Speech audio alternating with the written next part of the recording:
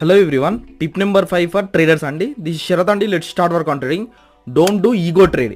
ఈగోతోని trade అనేది చేయకండి. ఎందుకంటే మీకు లాస్ ఇచ్చినప్పుడు ఏమనిపిస్తుంది అంటే ఎక్కువ అమౌంట్తో చేస్తాం, ఎందుకు లాస్ వస్తుంది, ప్రాఫిట్ తీసుకొద్దామన్న ఈగోతో ట్రేడ్ చేస్తారు. ఇలాంటి యూట్యూబ్లో అండ్ ఇన్స్టాగ్రామ్లో వేరే వాళ్ళకి ప్రాఫిట్స్ ఎక్కువ వస్తున్నాయో చూసి ఈగోతోని ఎక్కువ అమౌంట్తో ట్రేడ్ చేస్తాం, వాళ్ళకంటే ఎక్కువ ప్రాఫిట్స్ ఇస్తామని ఈగోతో ట్రేడ్ అనేది చేస్తారండి.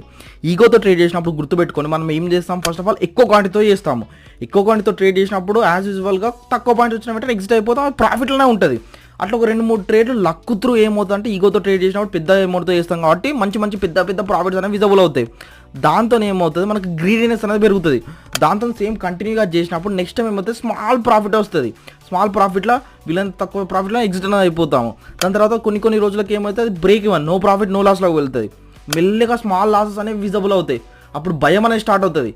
ఆ భయం స్టార్ట్ అయ్యి కరెక్ట్ డెసిషన్ తీసుకోకుండా ఆ స్మాల్ లాస్ కాస్త బిగ్ లాసెస్ అవుతాయి, పెద్ద లాసెస్ అవుతాయి. ఆ ఒక్క 2